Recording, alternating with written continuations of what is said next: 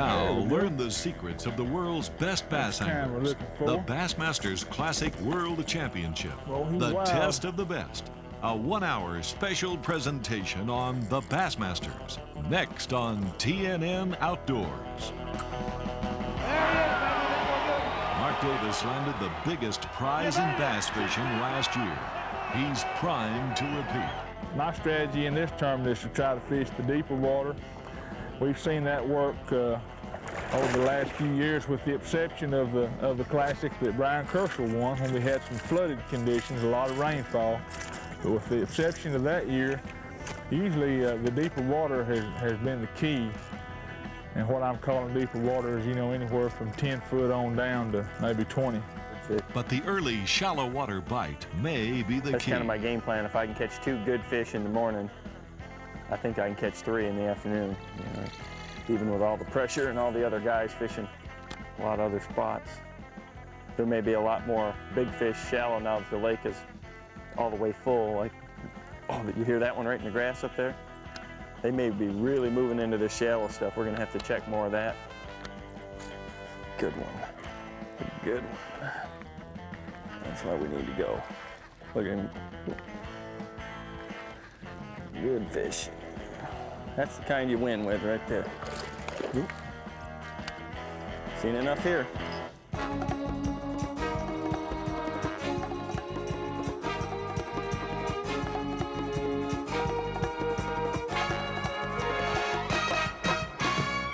For 3 days in August, the bass fishing world will focus on Birmingham, Alabama, the site of the 26th Annual World Championship of Professional Bass Fishing. Here, the best-kept secrets of the brightest minds in bass fishing will unfold and be told. Lay Lake, a 12,000-acre impoundment on the Coosa River, provides the challenge. Summer in central Alabama can be a mind-boggling time to catch bass. Suspended fish is about as tough as they come to catch. There's a lot of big fish in the weeds, and I think if you're going to catch those shallow bass, you're going to have to catch them today before the boat traffic gets to them. The Classic is a spectator sport. Fishing fans flock to watch their favorites, hoping to learn any little tip or technique. Getting away from the crowd and the noisy boat traffic is also a game plan strategy for George Cochran. And then the reason the camera crew can't follow me in there, you have to run this Ranger about 60 miles an hour in about 2 foot of water, about 1/4 mile across a flat. It's got big stumps on it. And I found a way to run all the way back there and set the boat down. And then it gets a little deeper back in there. I'm fishing the bank around some docks and weeds, and then out in the middle, it's so shallow they've got holes stuck in the ground, you think, but it's not. It's stuck in stumps, because if you get on one, you're just there. Stay with us. The Bassmasters are coming right back to take you to the big show. The glitz and glory of the Bassmasters Classic Championship wave. Follow our camera crews as they track down the leaders and show you firsthand the bass catching strategies you can use. All the action is right here on TNN Outdoors.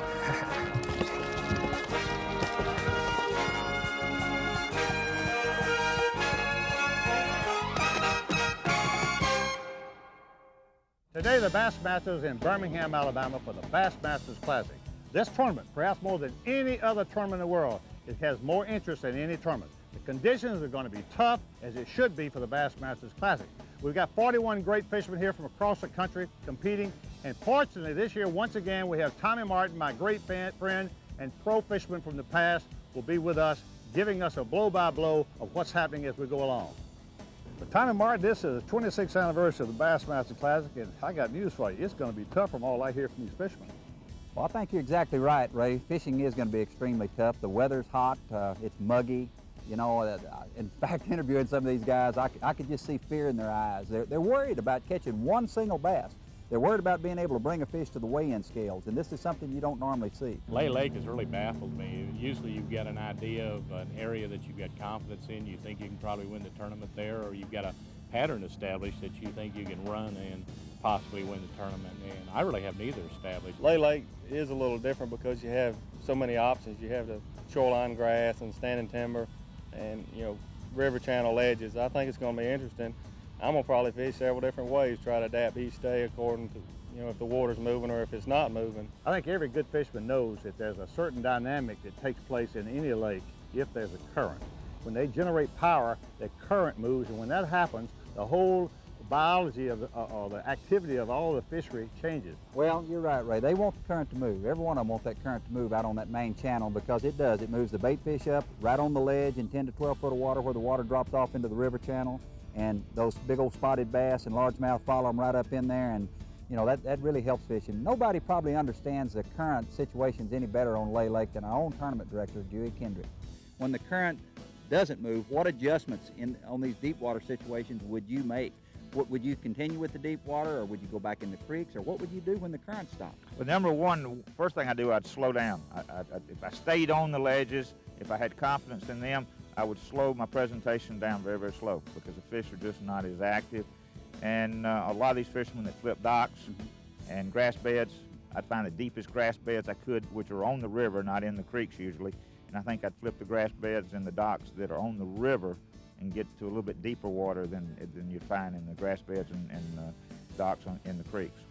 Dewey's right about the deep water bite, but I can tell you something. Trip Weldon, who is the assistant tournament director, knows the Coosa River and knows Lay Lake as well as anybody, as well as perhaps better than anybody I know of. I think the shallow water fisherman, if he executes 100%, he can win this tournament. But I really think an angler that can use a combination of both once 10, 11 o'clock rolls around, and he can go out on a ledge and maybe catch a kicker fish or fill out a limit. But the shallow water fisherman that can find the right water, if he can execute, can win this tournament. Even though the average fisherman in this tournament is 40 years old, we got a 28-year-old who was Angler of the Year this year, and also one other time in his brief career with us. This guy is dynamite. That's Kevin VanDam. I think adaptability is probably one of the things that's really helped me. I've learned from watching a lot of guys like Clun and Nixon, I think, are two of the best guys to adapt, and Brower too. I mean, he's just amazing to me. And then he'll go out and be catching them one way, and there'll be a little change in conditions, and he'll just automatically adapt. And I've watched these guys do it over the years, and it's really helped me a lot, from reading it in the magazine and seeing it and stuff. I've learned to do the same things that they do, and you have to go with your instincts like that, because if you listen to yourself the first time, and that's what I always do, is if I get an idea in my head that says, hey, you need to go over there and try that bank there, Kevin, because these conditions make it conducive to catch fish, I go and do it. I don't think about it and say, well, I should have went over there. You just go and do it and try it, give it a few minutes, and if nothing happens, you move on to something else. There's not a person out there, man, woman, or child, that hasn't had the challenge and hasn't had the frustration of going out and saying, where are the fish? Well, I can tell you the best in the world are having that very same thought as we speak, and it's going to be very interesting. Tune in and watch what happens. You're going to see the thoughts change, and you're going to see the adjustments being made, and you're certainly going to be a better fisherman when this show's over. Day 1, Classic 96. Finally, the moment is here. For these 41 anglers, it's been a grind. A year-long cross-country tournament trail of qualifying events. But the top 35 professional anglers made it. Just as difficult to qualify, 5 Wrangler anglers clawed their way through the Bass Angler Sportsman Society's Federation eliminations. The superstars of bass fishing. Mark Davis, the defending champion, earned an automatic bid with his win last year at High Rock Lake, North Carolina. But now this classic championship is up for grabs. There's $300,000 on the table. The winner pockets $100,000. That's just for openers. There are sponsor endorsements and $1,500 a day seminars. A classic title can open career doors and mint money. Now it comes down to who has the best game plan, the strategy, the execution, and the best opportunities. With bass holding on deep ledges, David Fritz can fish his strength, diving crankbaits. Fritz won the '93 Classic upriver on Logan Martin Lake. I'm ready to get out there and see if the fish are going to bite. There's a youth movement in pro bass fishing. Past Classic winners are struggling to qualify. But George Cochran, the 1987 champion, has made it for the 14th time. All-time B.A.S.S money winner Larry Nixon, the '83 Classic champ, has qualified 19 times. Then there's Rick Clark, the four-time champ, fishing his 23rd consecutive classic, a milestone of angling achievements. Rick picks his own favorites to watch. One that probably be a sleeper, though, is Randy Hite. A lot of people, Randy's probably one of the best offshore fishermen there is. But at this level, the playing field is flat. There are new faces like Bud Pruitt of Texas, a two-time B.A.S.S. winner. Ray Sedgwick of South Carolina, a marina operator and pro, a winner at Tough Lake Seminole. And Clark Windland, another Texan with a run-and-gun style, third in this season's Angler of the Year race. However, age has its advantage in bass fishing. It's called experience. Nine-time Angler of the Year Roland Martin is back for his 21st Classic and still a threat at age 56. Davy, Hite. And like he's done for 26 years, Ray Scott sends him out this first morning. For the Classic, every angler is equipped with identical Ranger bass boats, powered with OMC Johnson or Evinrude outboards. It's been a long time. 25 years we've stood out here and let these fishermen take off to that first spot, and it seems like yesterday. It went by in a hurry, didn't it? But think of the changes we've seen in that 25 years. The first boat we had for us was absolutely a primitive version compared to what we've got today. Compared to now, but it was state-of-the-art then, and through the years we've used state-of-the-art equipment in every Bassmaster Classic for 25 years, and this 482 we're standing on here is the epitome of a bass fishing rig today. And you know the thing I'm betting on, it'll be better in the years to come. They just get better every year, don't they? Accompanying the Ranger 482 Series Classic boats are new outboard engines from Johnson and Evinrude. The state-of-the-art Fixed Series is the smartest version of high-tech fuel injection engines ever invented. They truly take outboard performance to new levels.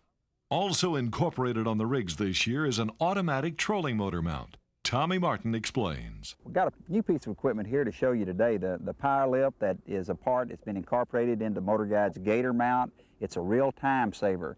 All you have to do is push this little button and your trolling motor just automatically lifts up and into the boat and goes into place. And what this does for an angler, it just saves you time and effort. It makes it a lot easier. You can actually start putting your trolling motor into position over into the water as soon as you stop. And then when you quit fishing and get ready to move to another location, you can go back to your chair and just bring your trolling motor up. Makes it very simple. For structure fishing, electronics are key. This year's Lowrance Global Map 2000 crystal graph units also include the new IMS SmartMap Global Positioning System technology. It makes GPS a lot easier to use because now you have a reference point.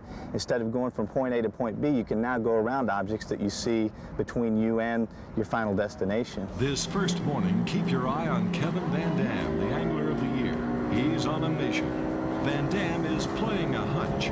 His instincts tell him the big bass should be shallow, in the grass. A quick fish or two in the weeds, then he can concentrate on locating a school of deeper fish. We'll be right back to find out if Kevin's hunch works. Our exclusive on-the-water coverage with Tommy Martin is next. You can bet this will be one more exciting tournament. The Bassmasters will be right back in just a moment. At catching bass on offshore structure, few pros are better than Randy Hite. Bassmaster commentator Tommy Martin is there this first morning. A little over an hour into the first morning of the Bassmasters Classic on Lay Lake, and Randy just landed a real nice fish. Randy Hite's doing something a little bit different, I think, than most of the anglers will be doing. He's jigging, vertically jigging a chrome-plated spoon up and down.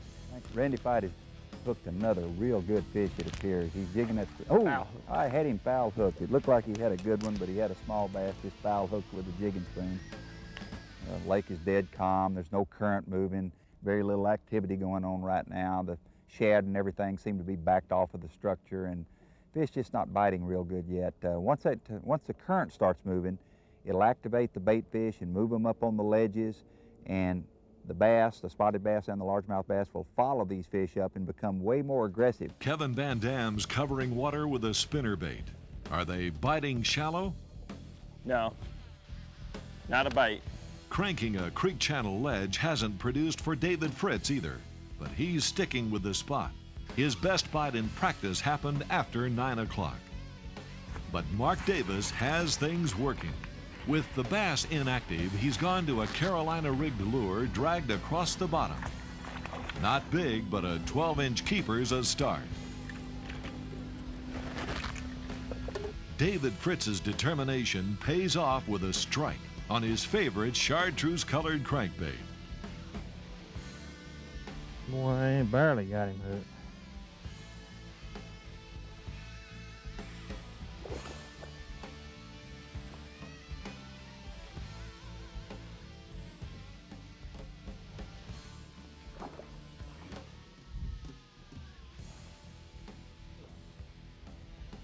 With the Alabama Power Company starting its daily generating, current in the river stirs the bait fish and starts bass feeding on Mark Davis's hole.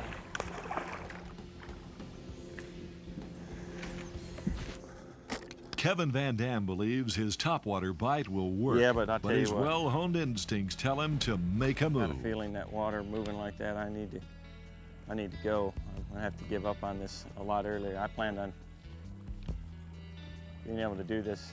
I've been able to catch them. I think I can catch some this way in here, but I might load the boat where I'm gonna go, so.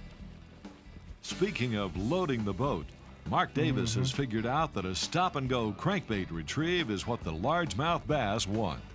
There's one. The only way I can get them to bite that crankbait is wind it real hard and kill it. The only way I can get them to bite it. Kevin VanDam's switch to an offshore structure spot near the Lay Lake Dam pays off. Man, oh yeah. One of VanDam's success secrets is versatility, and he's showing why here, fishing this flooded timber and deep water point with a variety of lures and presentations. Besides a deep diving crankbait, he'll use a jig and chunk and slow roll a spinnerbait for suspended fish in the standing treetops. A white spinnerbait to mimic the baitfish hooked this bass. What I'm trying to do this morning is fish an area where the current is going to position the fish. There's only a little water this morning, and I'm trying to fish this point. It's sticking kind of out in the open a little more where the current's going to affect it, and the fish should be on the front side.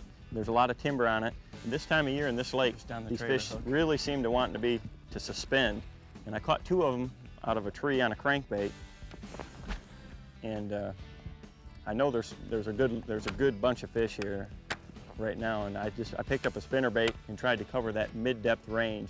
And that last big one that I just caught, he was about 8 feet down, over 15 foot of water, and my crankbait was going way underneath that. So I'm just trying to fish a lure that covers all the different layers of the water on this one particular spot before I give it up.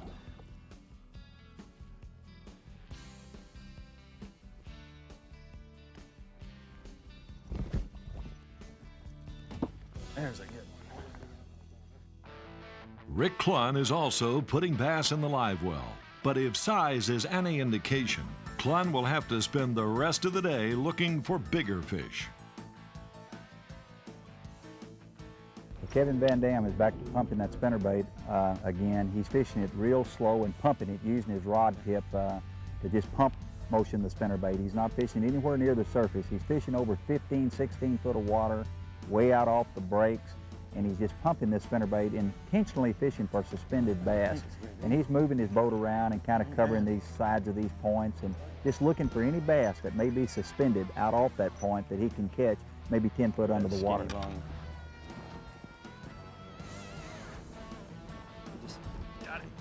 Kevin just hooked a good fish. He just threw out, a couple of fish broke, and he threw out there, boy, right in the middle of them. He's got a good fish.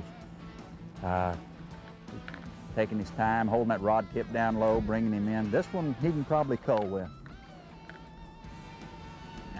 Kevin's working him right around the front of the boat, trying to keep him out of that trolling motor and letting him fight himself down, figure eighting him. Into the boat he comes. That's a big old spot. Oh, it's a pretty bass. I'd say he'll probably be able to cull with that one. That's the luckiest thing that can happen to a tournament angler just then. Kevin was fishing this submerged timber, and all of a sudden this big old bass just come up and break out there in the open water and just chasing shad everywhere, and he throws a spinnerbait out there right on top of him just very quickly. And immediately a big old spotted bass jumps on that spinnerbait, and Kevin puts him in the boat. So. Kevin VanDam, Kalamazoo, Michigan. For some anglers, luck might be a factor, but Kevin VanDam for sure won't need a horseshoe. At the day one weigh-in, his classic mission doesn't appear so impossible now. Not on this end of the river. Here we go. Weigh him quickly, do it. You got to have weight to beat Tom Vickers. He's taking the lead, 14 pounds and 3 ounces. Hold your big man. Folks, you folks that don't know better, this is a spotted bass. This is what they call an Alabama spotted bass. That big spotted bass puts Kevin in the top spot, the day one classic leader, with 14 pounds 1 ounce, adjusted for a 2-ounce penalty for a dead fish. But regardless, it's almost a 2-pound lead over Davy Hite's 12 pounds 4 ounces, and followed by Federation angler Thomas Vickers with 11 pounds 12 ounces. Georgia pro Mickey Bruce has 11 pounds 10 ounces, and former classic winner George Cochran is 5th with 10 pounds 14 ounces. You know, today they pulled a little bit of water in that position to fish where I was fishing.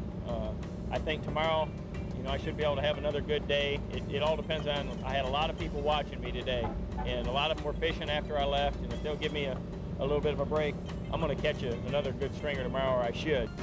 You hit little patches of fish, and you know, I've been able to do it fairly regular in practice, and I did it today. It just, you know, depends on how many groups of fish you hit. Hopefully I come across a good group.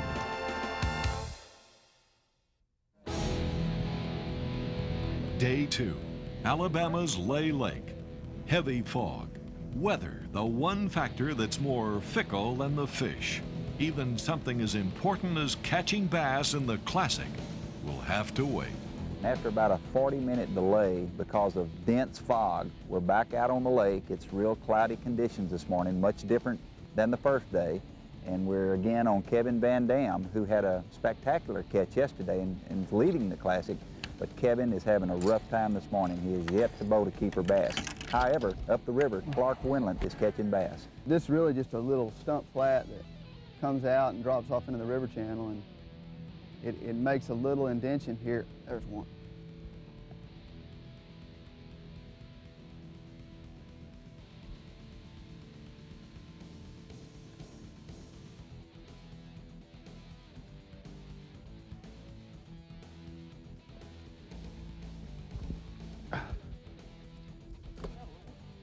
Largemouth. Clark is using a deep little end. His main lure has been a shad-colored deep little end made by Norman Lure Company. He's also using a chartreuse sided little end with a blue back, and those two lures are producing for Clark Winland. Better. Mickey Bruce in 4th is moving up the leaderboard. He's hooked a bass on a crankbait and drops a buoy marker to pinpoint his boat location. Then he'll work the area. Thus far, Davy Hite is still trying to adjust for today's overcast conditions. Right now I'm cranking this creek channel ledge here. There's a little bend right here. Staying outside ledge, throwing up on the higher, you know, the shallower water and coming down the ledge. The clouds probably have changed the fish an awful lot. I've tried to adjust to it and didn't have any success, so I'm just gonna crank a while.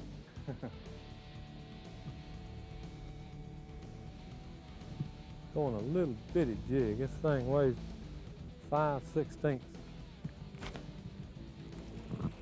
I had to put it on 10-pound test line to keep it down there, darling. Fish it slow. I tried them pre-fishing, a bigger one, jerking it like I did last year in a Classic. It didn't work. These spotted bass like something slow wiggling around down there. Yesterday, Thomas Vickers landed Lunker's honors, a 5-pound, 13-ounce largemouth from this spot in Waxahachie Creek. Fishing here is it's basically a flat that has about a 15-foot creek channel that runs down through the middle of it. There's a lot of bait fish that have moved up in here, and all I've tried to do is concentrate by using a big spinnerbait, slow rolling it through all the stumps. Clark Winland just happened to locate his flooded stump row in practice. You know, I could have missed it just as easily as I could have found it. They happen to be biting when I pass by it, and that's the bad thing about a river like this, that you don't really know when they're going to bite or when they're not. They're so conditioned to the current. There's one I need right there. What's the story on yesterday's leader? No, that little hump up from it, I had one bite on it. And I caught one over there across the way where we just came from. It's my excitement for the day. With Kevin VanDam's deep water hump yielding only a 1-pound keeper today, our Bassmaster's camera crew moves alongside Davy Hite. Davy's been mixing it up, fishing Norman crankbaits, Norman little ends, and also pitching or casting a jig out and working these deeper stumps with the jig. And he just switched from the crankbait to the jig, and after about 2 or 3 casts, he's been real persistent with this spot. He coaxed a good fish into hitting that jig. When bass are suspended over open water, just clean open water, 8 and 10 foot down, they're virtually uncatchable. You just can't catch them because they're not holding on anything. But when bass are suspended in brush, like they were last year when Mark Davis won the Classic, they are catchable. And when they're suspended in standing trees, like they are here in Lay Lake, George Cochran has figured out how to catch them here at Lay Lake out of standing timber. I'm using a 3/4 ounce Strike King spinnerbait. It's a little 3 and number 4 blade, kind of like the same lure that Mark Davis won the Classic. Except I'm not fishing on the bottom. There's standing trees out here in 15 foot. These bass are suspended in these trees feeding on shad. And I'm trying to reel that spinnerbait about 7, 8 foot, come right by the tree. And that's the only way I can catch them. In the middle of the day seems the best time. That seems to be when they kind of get in the shade of these trees. I tried it early. I can't catch them early doing it.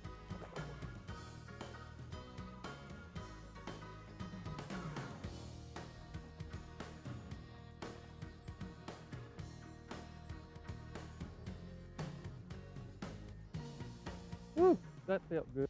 Several fishermen have already limited out. Mickey Bruce has about 9 pounds, and George Cochran has approximately 10. Clark Wendlandt and Davy Hite, they're real close to the limit. Of course, George Cochran and Mickey Bruce are in a good position right now because what they're trying to do, they're trying to leave their limit-size fish alone, and they've gone to different tap lures, like Mickey is throwing a jig right now, trying to catch one of those larger bass. A 4, 5, 6 pounder right now could propel Mickey Bruce into the leader circle, and the same goes for George Cochran. All of Mickey's fish are coming off of one underwater hump situated out in the center of this cove. It's about 8 foot on top of it, and it's got some stumps and some shale rock, and it drops off into 15 and 20 foot of water.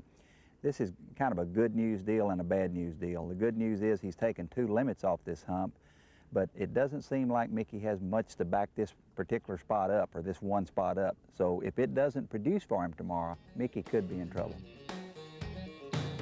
Well, Tommy, that may be true, but our leaderboard gives the edge to Mickey Bruce. George Cochran ranks second, followed by Davy Hite. Still in the chase is B.A.S.S. Federation angler Thomas Vickers. Roland Martin is fifth. Clark Wendlandt, Larry Lazone, Jay Yellis, Kevin VanDam, and Rick Clunn round out the top 10. For sure, any one of them can still win it. Stay tuned. Classic 96 is going right down to the wire. Not down on the structure. So if they are, they're not biting. I need to get them stirred up. We're into the final morning of the Bassmasters Classic. We're back on Mickey Bruce. He's in his number 1 hole. This is the spot that Mickey has taken his limit off the first 2 days, and he's protected this spot by just catching a limit fairly fast and leaving. However, the 3rd morning of the Classic, things are really slow for Mickey. There's no activity on the surface, the fish are just not moving, and he has yet to put a fish in the live well. Meanwhile, down the lake in Blue Springs Creek, Davy Hite is scoring big. What you're about to see is truly amazing in classic competition. Hite has located a very small spot that's stacked with bass. It's just a neat little spot right there. It's about 10 yards there, this hard, clean bottom. It's hard, and there's one little vein, there's one little rough place in it. It's like it runs like so. Here, baby. I'm sure there's a lot of rocky places in these creeks that silted over, but this one didn't silt it over for some reason. I'd fished from the timber to here and got a bite with a crankbait, and I picked up a Carolina ring, threw in there, and you can tell it's rough bottom. There he is. Davy Hite's on a classic roll. On the very next cast, he hooks into his 2nd bass.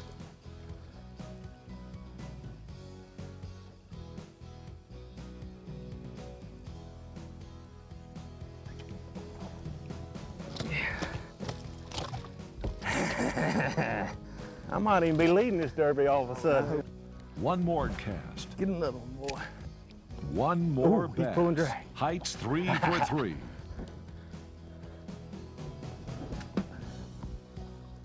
What's happening to Davy Hite now is every classic angler's dream. Hite knows he must catch bass today to pass Mickey Bruce and George Cochran. I'm not excited. But yesterday's leader, Mickey Bruce, is moving out of the picture. His jig bite is slow today, and he doesn't have anywhere else to go. Tommy Martin moves alongside Davy Hite. Davy Hite has made a great decision on this third morning of the Classic to come to this spot. This is the first morning that he's actually started here, and he pulled in here and he's just caught a real solid limit of fish. So that was really a great decision on Davy's part. You know, all of these anglers, they go back to their rooms at night and they isolate themselves, get by themselves and study their maps and just try to come up with the right decisions for the next day. Where will they start? How will they run their little routes and their game plans? And, you know, Davy Hite, George Cochran have an excellent chance to win this year's Classic, but it's going to boil down to which one of those fishermen have actually found the area that's holding the most feeding bass. Davy has a fish on. He just hooked a good fish. Boy, he's playing this one real carefully. That's a good fish. Making big old balls in the water. He's keeping that rod tip real low, playing this one carefully. He hadn't had a bite in a long time, and boy, he just finally triggered one into striking again. Old fish acts like it's going to jump. There it comes. Oh, boy, what a thrill. He's got it. That's probably a 2 1/4 to 2 1/2 pound bass. Classic 26 is indeed coming down to a two-man shootout between Davy Hite and George Cochran. Tommy Martin has an update on Cochran. He's in the very back end of Bully Creek. Now, most of the other anglers in the Classic are fishing out on the main lake, fishing deeper structures where the bass are suspended real badly. George Cochran is going totally against the grain. He's fishing water that most anglers wouldn't even think about fishing in August. He's in the very back of this creek in 2 and 3 foot of water. There's a lot of stumps back here and laydowns, and it's very, very shallow. The water's very, very hot. And as I said, normally most anglers wouldn't even think about fishing this water in August. Okay, what fish are in here might not be as many as what Mickey Bruce is on, but it's real, real shallow and digging mud and a foot of water. But what few fish are up here are around a little isolated cover, and I can catch them. They can't suspend on me in here. George using a 3/8 ounce spinnerbait and a 6-inch plastic worm, and he's targeting these stumps. A lot of these stumps are marked with pipes in the top of them by local anglers to keep them from idling over these stumps and hitting their boat or their lower unit on their engine. And he's just targeting these stumps, and he's triggering these fish into striking the spinnerbait, hitting both sides of the stump with it several times, and then he'll switch off to a 6-inch plastic worm and make several casts around the stumps. And the ones that won't take the spinnerbait, he's catching on a plastic worm. These are resident fish. These are fish that just live back here all the time. They never migrate back out to the main channel. For some reason, on nearly any lake in the United States you go to, there's always resident fish in the very back ends of these creeks, especially if there's enough cover, if there's enough bait fish, shad activity. You know, fish got to have something to eat. But with cover and bait fish and a little depth in the water, it's keeping these fish back there. And George Cochran is doing what he does best. This is George's style of fishing. This is his strength, fishing very, very shallow water using spinnerbaits and plastic worms and just covering a lot of water and fishing visible cover. And it's working for George Cochran. Just this mud hole, shallow water fishing that I like to do. Well, it's the end of the day for the anglers on Lay Lake, and Davy Hite is headed for the launching ram. Boy, Davy Hite has had a great day today. He's culled bass virtually all day long and has a good solid limit. But George Cochran has been catching fish all day too. George has a limit and he's culled numerous bass. It's going to be so close this tournament is. We're just going to have to wait to the weigh-in to see who the eventual winner is of the 1996 Bassmasters Classic. It's going to be close. Oh, hi. It's going to be close, isn't it, Davy? Yeah. I mean,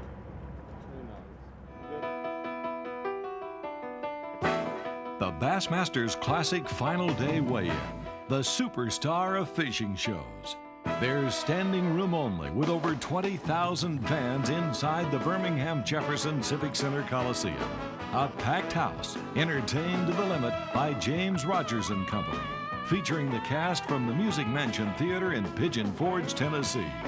It's a foot-stomping, banjo-playing, down-home singing good time.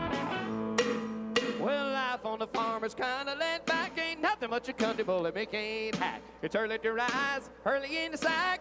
Thank God I'm a country boy. For the thousands of fishing fans who travel the country to the Bassmasters Classic, the final weigh-in is always spectacular. But the entire Classic week is an event. There's press and autograph day, where fans visit up close with their favorite heroes. The Classic Outdoors Show is like no other in the world. All the latest fishing products are shown here for the first time. There's also the National Casting Kids Championship, and the annual B.A.S.S. Sweepstakes Grand Prize is awarded. Watch your Bass membership materials for information on next year's Classic, and make plans now to attend.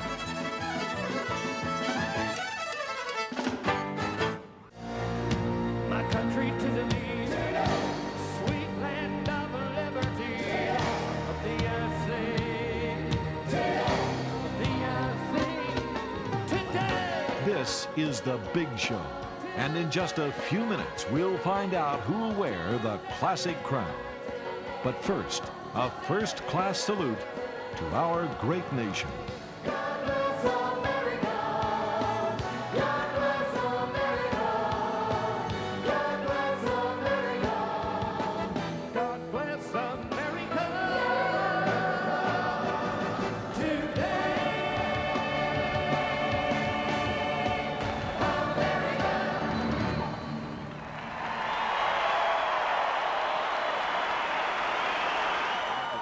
This special showcase spectacular sets the stage for the official weighmaster of the 26th annual Bassmasters Classic, Mr. Bass himself, Ray Scott.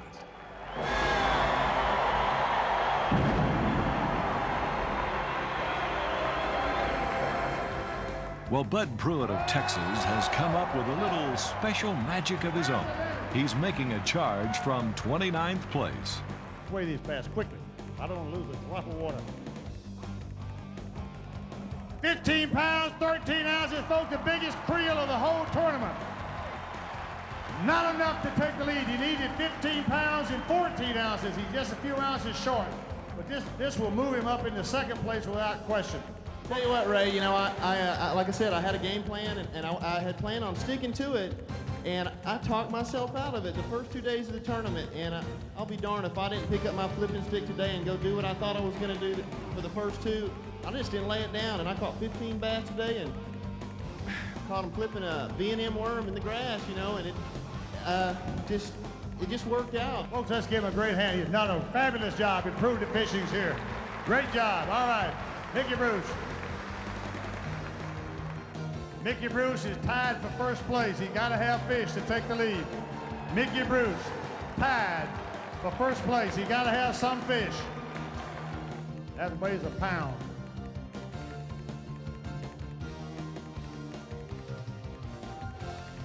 Two little bitty fish. You better get some insurance because there's still some fishermen behind you, partner. All right, Mickey Bruce. All right, he didn't do it. He's taking the lead, but we still got other fishermen coming back. This is going to put you in the lead without question. 3 bass. And the weight, 3 pounds, 9 ounces. Let's give him a good hand, folks. He's taking the lead. A couple of fishermen or so behind him. General George Cochran from Hot Springs, Arkansas. Second place with 22 pounds and 8 ounces. He needs 4 pounds and 8 ounces to take the lead in the Bassmasters Classic. He won our Classic in 1987 on the Ohio River.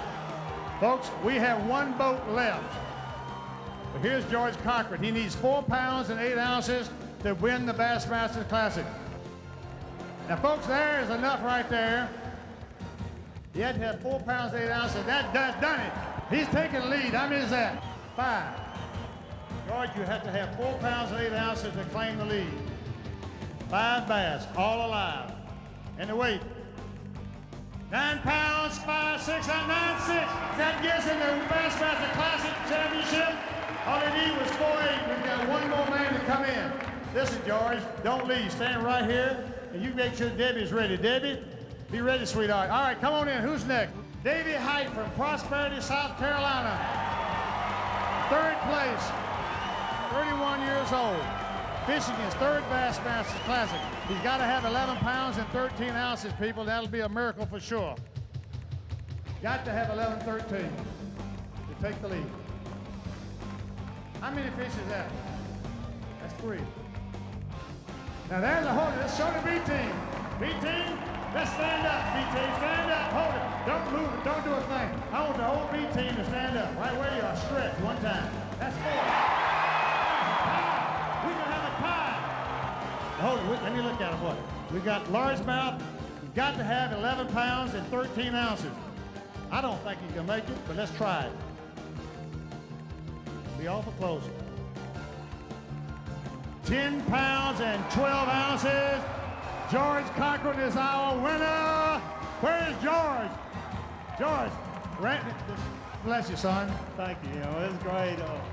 George's a great guy. You know, I think the world of him. I wanted to win, that's for sure, but he's a great guy. George, get up here with me quickly. Oh, I can't talk. Well, Davy's a real good friend of mine, and we knew it was going to be close, and it's too close. A true Bass and Man's winner, George Cochran, the 1996 Bassmasters Classic World Champion. Every Bassmaster who's jumped a stump, push-poled the shallows, and slung a spinnerbait in the slop has to relate to George's victory. Who else could find a classic crown in a mud hole? But then again, who else but a down-to-earth type guy would look there during the hot, humid days of August? Gentleman George, they call him. Now they can call him a 2-time Bassmasters Classic champion. In either case, a rare breed. The Bassmasters regular series will return to TNN Outdoors with an all-new lineup of programs in January. We hope you've enjoyed this special presentation. The 1996 Bassmasters Classic Championship from Birmingham, Alabama has been brought to you by Chevy Trucks, the most dependable, longest-lasting trucks on the road. Ranger Boats, still building legends one at a time. Motor Guide, the choice of serious fishermen. Wrangler Ruggedwear, geared for the outdoors.